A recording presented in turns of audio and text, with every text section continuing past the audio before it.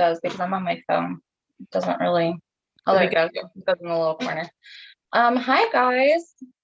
So bear with me because I am a note taker and I kind of flip through my notes as I do this. But I wanted to talk about our core values and determining the values that were instilled in us from a young age and how we can best utilize these values to grow our team and determine the kind of leader that we want to be for our teams. So our core values are defined by our experiences. They're defined by the people that raise us. We're defined by society and the media.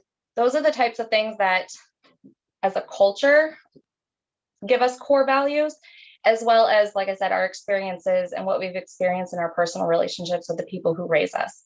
And whether we like it or not, there are positive core values and there are negative core values.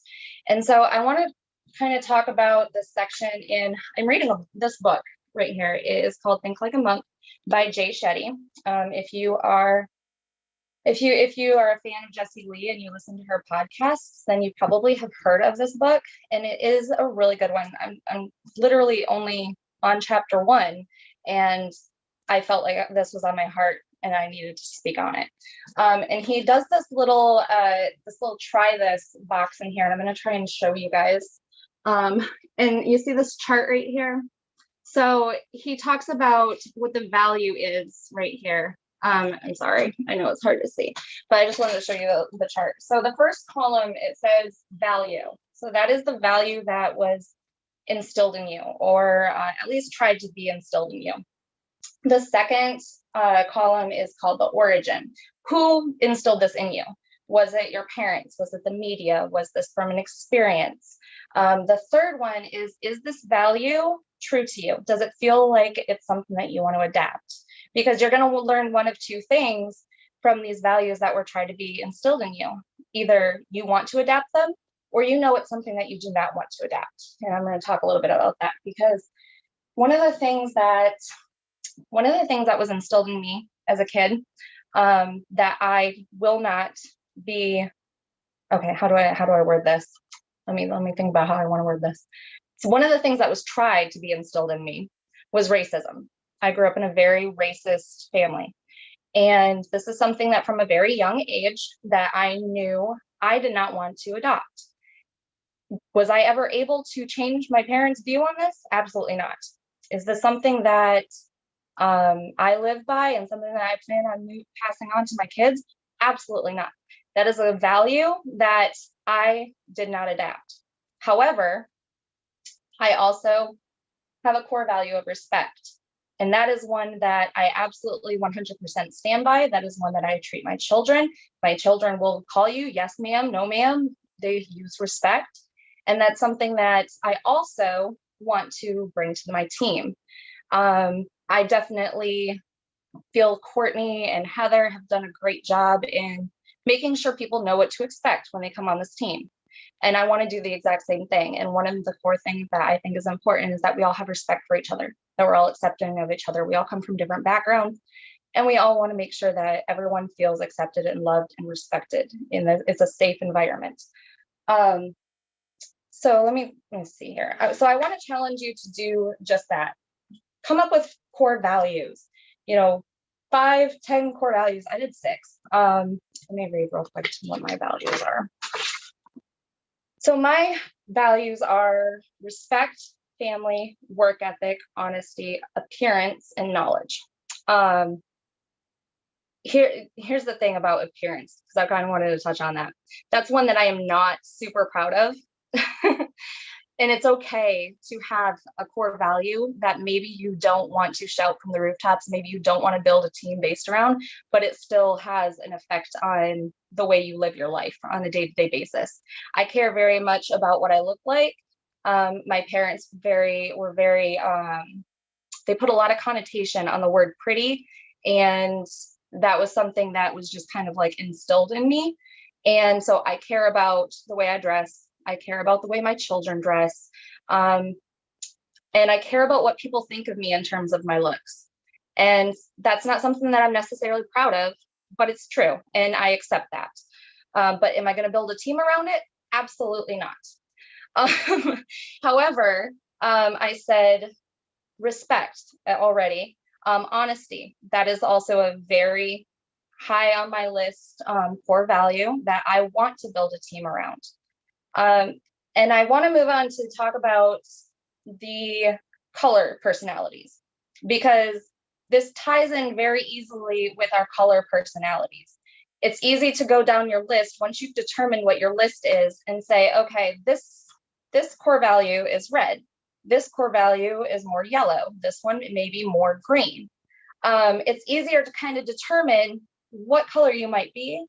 And then it's also easy to kind of start going into choosing, excuse me, I got something in my throat. Sorry. It's easy to be able to find and interact on posts that correlate better with your core values. It's easier to determine people's colors if they're talking about certain values that they're holding. For instance, Alicia posted in Thrive Army about how she bonded really easily with Carly, and she did a servant. I'm willing to bet that she has a very high servant core value type. I use the wrong word, but a server's heart. Is that the right term? A servant heart. And so she was able to make a post and she was able to bond with Carly on that level. And I feel like that is probably something that is easily done once you're able to determine what your core values are and be able to build a team based around that. Because let's face it, we want to build a team that is going to be, I don't want to say easy for us to lead, but it's going to be cohesive. You want to make sure that you build your team around values that feel right to you. It was like Courtney was talking about yesterday. You don't want to be facing a zebra over here and pouring all this time, this energy to the zebra, and let the unicorn pass you in the herd over here because you've been pouring your energy into something that's not cohesive with you or your team or the team that you want to build. I really hope that has some value for you guys. I really hope that you guys are able to utilize this and you're able to kind of learn something about yourself, because what I thought I was a red and a green, once I wrote down my core values and I started kind of matching them with the colors, I ended up learning that I'm more red and yellow. So it may be that you're not exactly what you think you are. So I hope that's some value for you guys, and I hope that you guys can go forth in your Monday and enjoy the rest of your day. I love that. And I know that those colors really, we always come back to them, but they really do make a huge difference in how you relate to your team members and how you speak to them even, because if they're very red and you're trying to talk to them very yellow, they're not going to relate on the same level. It's just not, it's not their language. It's like the love languages. And when you want people to love you the way you need to be loved, but you have to love them the way they need to be loved. So it's the same concept. You've got to talk to them in their language in order to really get through to them and help them understand. And, sometimes a whole paragraph to a red, they're like, not going to read that. Or I know lots of reds on our team, when you send lots and lots of voice clips back to back, they literally just check out. They don't even want to listen because that's not their thing. Reds are, Courtney, I wasn't going to call names, but okay. There you are. But that's just not their thing. They want very concise, quick, to the point. That's a red. So if you know your team members and you know their colors, their love language, if you will, and how they communicate best and how they want to run their business the best, you can really get to them and help them lead their own teams in that manner. But sometimes it's, I know that you're very, very blue and you like to bounce around a lot, but in order to be successful with this, we need to gain a little bit of red. Or we need to gain a little bit of yellow sometimes if you're too red or whatever. Like, there's always a balance. Sheila, there is a book. It is the 4 color personalities, and there's one specifically for MLM. I have it over here if I can have my cords.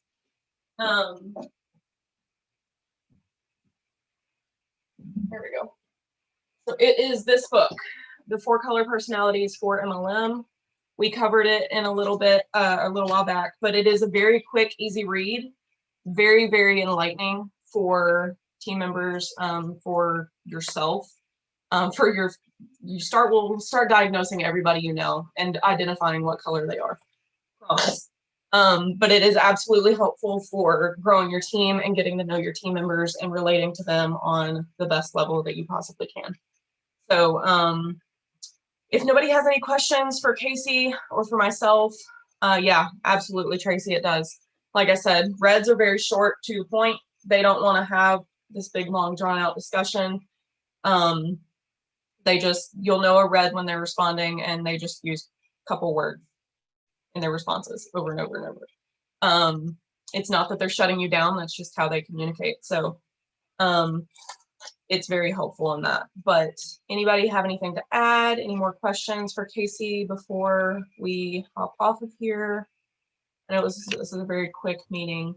The color books, so the first one is great on like learning the different ones, and then they even have one that's mini scripts that like helps you come up with how to like talk to customers or how to talk to promoters as they're like joining your team or starting the product, things like that. It helps with like how you can communicate with those people, and it really helps with RCMs.